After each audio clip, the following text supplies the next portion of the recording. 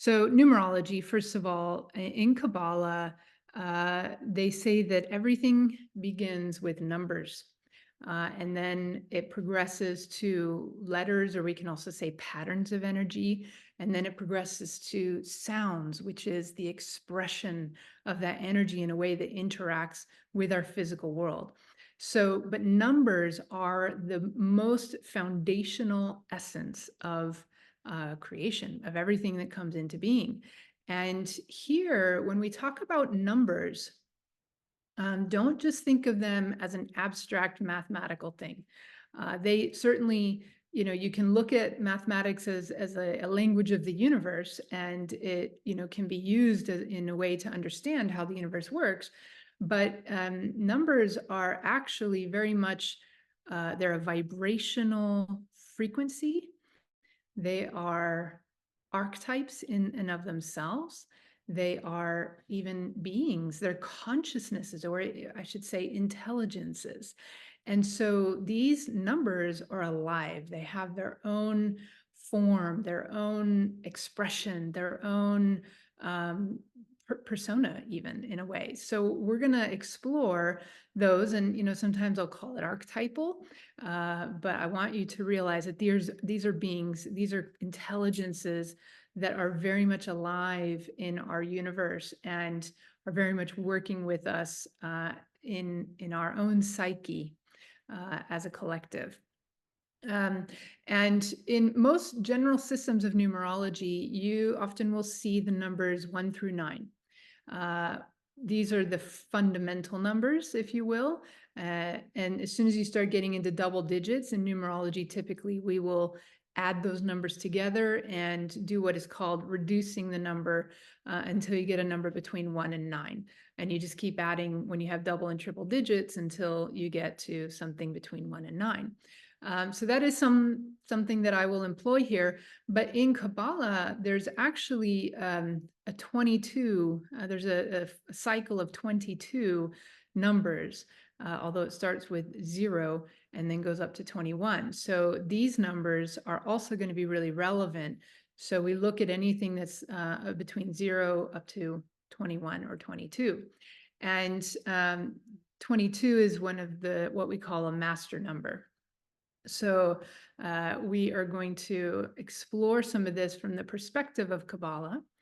Now, what is Kabbalah? It's going to be a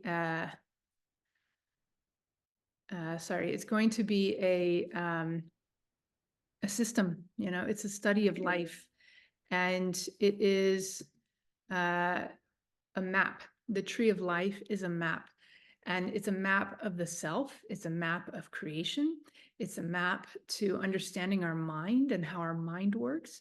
It's a map for creation and how things move and flow from the highest spiritual realms down into the physical, as well as how we evolve from the physical back to spirit. So it's very much about working with the process of creation and transformation and ascension, and it's about life. So it becomes very relevant to who we are as humans. Now, there's a lot of benefits that come from studying Kabbalah, and I think you can read those for yourself. But here, I just want to, for the purpose of this numerology forecast, I want to just point out to you that there are what we call the 10 sphirot, or the 10 spheres. They start at the top with Keter being number 1, and then Chokhmah is number 2, Binah is number 3, Chesed is 4, Gevurah is 5, Tiferet is 6, Netzach is 7, Hod is 8, Yesod is 9, and 10 is Malkuth, but 10 is a 1 plus a 0, which equals 1, which goes back to Keter. And then there's the hidden one, Da'at, which is often the number 11. If we had an 11, it would be associated with Da'at. And in addition to these 10 spheres, now these 10 spheres are the sphirot, actually means emanation, or number. It actually means the numbers.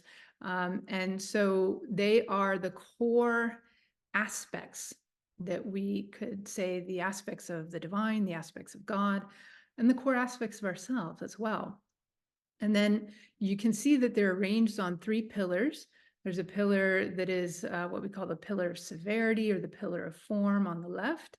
There's the pillar of mercy or the pillar of force on the right. And then there's the middle pillar down the center. And these have to do very much with the equilibrium between contrary. It doesn't, negative and positive here doesn't mean good or bad. It just means force, so the positive is more expansive energy. We will often say that that's a more masculine driven type of outward moving force, whereas the form, the left side is more, the negative meaning is more indrawing. It brings things in, it contracts, it forms. So it's all about formation and kind of pulling things into a particular more limited state or a more definite state of being, a more fixed state of being. In alchemy, we could compare these to the volatile and the fixed. And then in between, in the middle pillar, you have the mediation, you have the coming together where the two must be harmonized, and then given birth to the next level down. And the other thing I'll point out on this tree is that it's, you have these 3 triads, the top triad, and then it reflects itself down to the second triad, and then it kind of translates down again to the third triad, and then it comes down to Malkuth. And these 3 triads plus Malkuth are called the 4 worlds. So these are like planes of creation. They're different levels of the creative process. And so Kabbalah is just this really vast system of study, of self-reflection, of coming to understand who we are in relationship to the universe, in relationship to the divine. And we use it in the mystery school tradition. We use it more in a universal sense. What we study in the modern mystery school is called the universal Hermetic ray Kabbalah. So Hermetic meaning it's just in its sort of pure form, not really colored by any particular religious dogma or system. It's just its own system that can stand on its own without having to overlay any particular doctrine on top of it. But what we use the Tree of Life for is almost like a filing system. It's like organizing all this information around ourselves and the universe and life and all of this and bringing it together into a really coherent, cohesive system that makes the whole picture much more complete and helps you also understand the connections between things. So the final thing I'll say here before we move on is notice the connections, right? So we have these 10 spheres, but then we also have these pathways in between. We have these connecting lines in between, and we call those the 22 paths. And these paths relate to the 22 letters of the Hebrew alphabet, or we could also say the 22 letters that God used to create the universe with.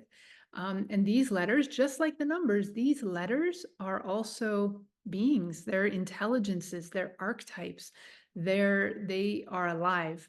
They have their own independent consciousness in a way, and they influence us at an archetypal level.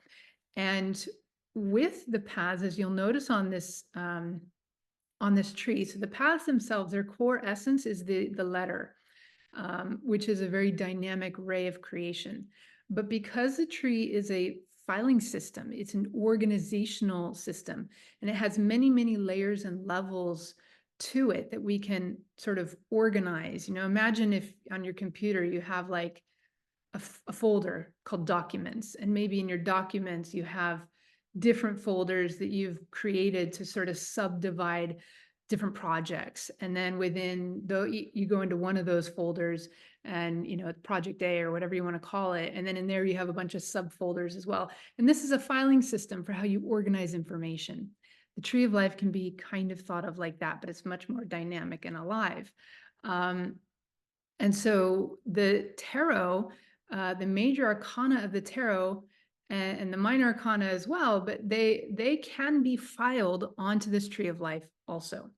The tarot is not the core essence, I would say. It's more like it's a pictorial representation that we in our human life experience can relate to. Whereas the Hebrew letter, for example, is far more esoteric. It's far more abstract, and it requires a lot deeper study and exploration, which is highly encouraged as well. But the tarot can be a way that we can look to it for the personal archetypes that we can more relate to at a level closer to our physical existence. And so this is why I use the tarot here. Now, another way that I want to show this to you is that there's this other way of organizing the major arcana, the main archetypes of the tarot, into a tableau or a table. And here you see that table starts with 0, the Fool, at the very top. Then you have numbers 1 through 7 as that first row underneath the Fool. Then you have numbers 8 through 14, or another 7 in the middle. And then you have numbers 15 to 21, another 7 at the bottom. And each of these rows on this tableau have a lot to do with different stages of the work. So the whole thing here is called the Fool's Journey. We start off as the Fool, and we go through a series of 20 to 21 archetypes to learn and grow and transform and evolve and mature. And by the end of it, key 21, the Fool has been transformed into this perfected being. And so sometimes they also call it the hero's journey, because the Fool, he might start off as a fool, but along the way he becomes a hero, he or she. So the first 7 of this tableau, the first 7 stages from the Magician to the Chariot, are what we call the preparation for the work, getting all the ingredients, essential learning that we need to really accomplish the work that we're going to set out for. The second 7 is the commencement of the work and major lessons that we encounter along the way. And they begin to really catalyze and a transformational process. It requires some sacrifice along the way. It requires letting go of certain things. It requires the alchemy, and we have to mature through the process. And then as we get to the bottom row, it's the completion of the work. It's where that new self begins to really emerge like the phoenix from the ashes, and to mature and to come into its own glory that was the potential that it had from the beginning. It starts off as the Fool. We call it the prima materia. It ends in key 21 as the philosopher's stone, or in the Kabbalistic tradition, we call it the Adam Kadmon. Now you can take these 22 archetypes, and another way that Kabbalah talks about them, especially with the Hebrew letters, which is again at the core essence of those pathways, there's this part in the Sefer Yetzirah where it says that the 22 Hebrew letters can be arranged as if upon a sphere, and every letter connected to every other letter, and it forms something called the 231 gates of creation. And when these gates of creation are spun in a clockwise way, like if you spin the wheel, so to speak, clockwise, not keeping it static and looking around it clockwise, but actually imagining like you have that little like the Wheel of Fortune game, you know, the little ticker at the top, and you spin the wheel and it rotates around, and you want to see it rotating around clockwise. Then it goes through the proper progression from Aleph, Bet, Gimel, and so forth in the Hebrew letters all the way to Tav at the end, or Tau. And so what I did, I made a creative leap at one point when I was looking at how we could use the Kabbalistic approach to numerology as a way of forecasting, you know, the not just our own personal progression in numbers, but also our collective progression in numbers. And so the creative leap that I realized was to take the tarot and the keys and how we work with the keys and their numbers numerologically and the archetypes that they represent, and align them with where they, in the mystery school tradition, what Hebrew letters they coincide with, and that gives us a wheel. And that wheel is now something that we can look at as a cycle.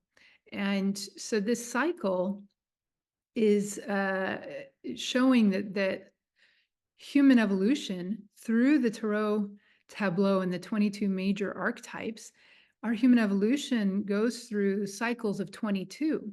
Whereas in regular numerology, what we typically look at is cycles of 0, 1 to 9. We don't look at 0, and we don't look beyond 9, but in Kabbalah we do. So the Fool is the first, but it's number 0, because it represents that unformed potential, raw potential, prima materia.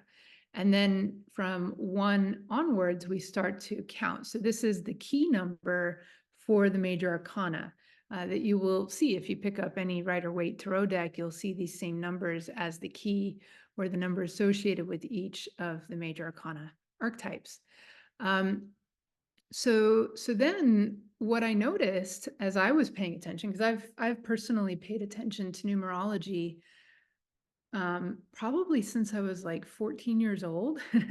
I was really into like astrology and things like that when I was even younger, but I often got kind of frustrated with astrology because I found it very it was more difficult. It took a lot more work to try and pull up somebody's chart, especially back in the 90s and whatnot. And before the internet and before all these apps and so forth that we can just sort of type in our information now.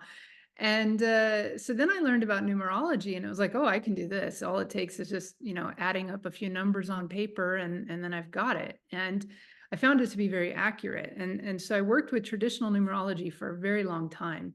And then when I came to, in 2001, I came to finding my way into the modern mystery school as I was on my own path of spiritual and personal progression and growth and transformation. And when I came to the mystery school, I started to be exposed to Kabbalah for the first time. And I loved the system. I absolutely loved it. And then, as I was reading the different Kabbalah books, and then I was, exploring and studying, I started to see that there was a numerological system within Kabbalah as well. And so then I had to adjust how I thought of the numbers, because instead of thinking of the numbers in traditional numerological sort of interpretations or meanings, I started to look at the numbers from the perspective of the tree of life and their meaning on the tree. And I found it to be an extremely accurate, even more accurate system, although I still love traditional numerology as well. And then I started also to think about, well, when we hit the year 2000, we shifted into a new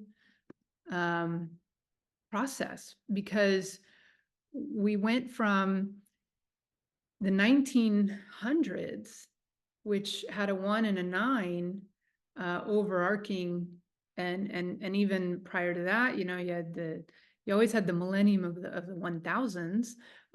But then when we shifted to 2000, we shifted to numerologically a whole different archetypal overlighting energy.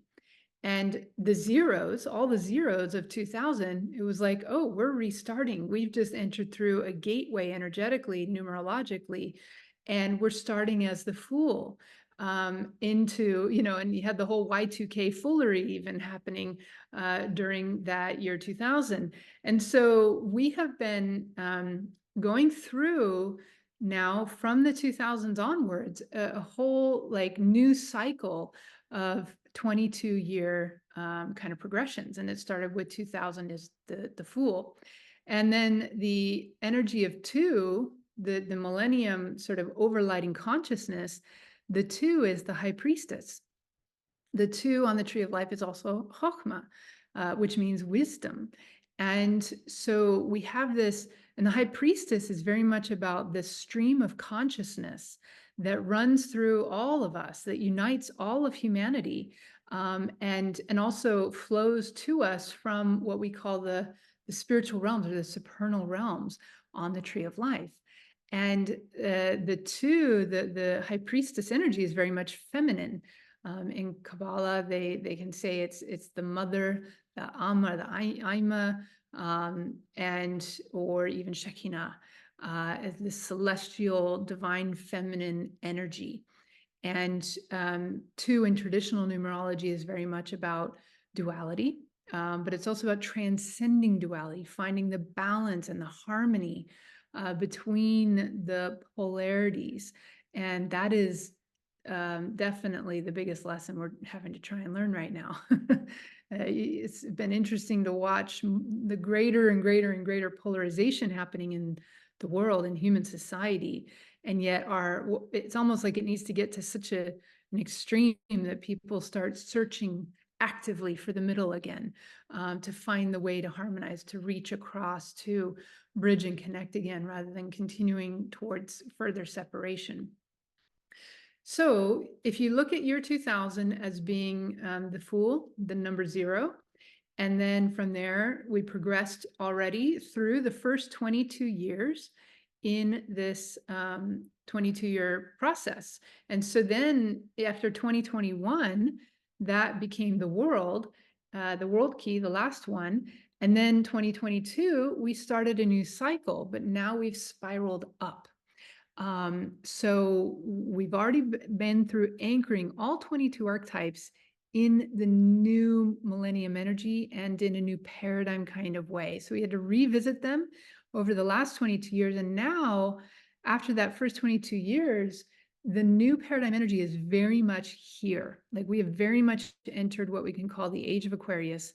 And in the next 22-year cycle that we are currently at the beginning of, we are anchoring those archetypes with new paradigm energy now.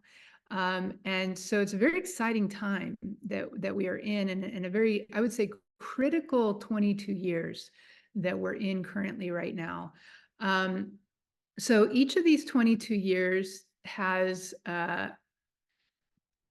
3 phases to it. So if you remember back to the Tableau, and you see you have the 3 groups of 7, that is where I have set these 3 phases up. So I have 0 to 7, I should say, and then the next 7, and then the last 7. And so these 3 phases represent those different stages of the work. And so we began the work on 2000, and then completed the first cycle in 2021. And now we've began the second cycle in 2022, which will then complete in 2043. Pay attention to that number, because we're going to come back to it. 2043. Remind me if by the Q&A I haven't come back to 2043, remind me. There's a lot that I want to cover here. So the other thing that I want to point out to you here is that we have the 3 phases, and so right now we're in 2024. We'll get to that.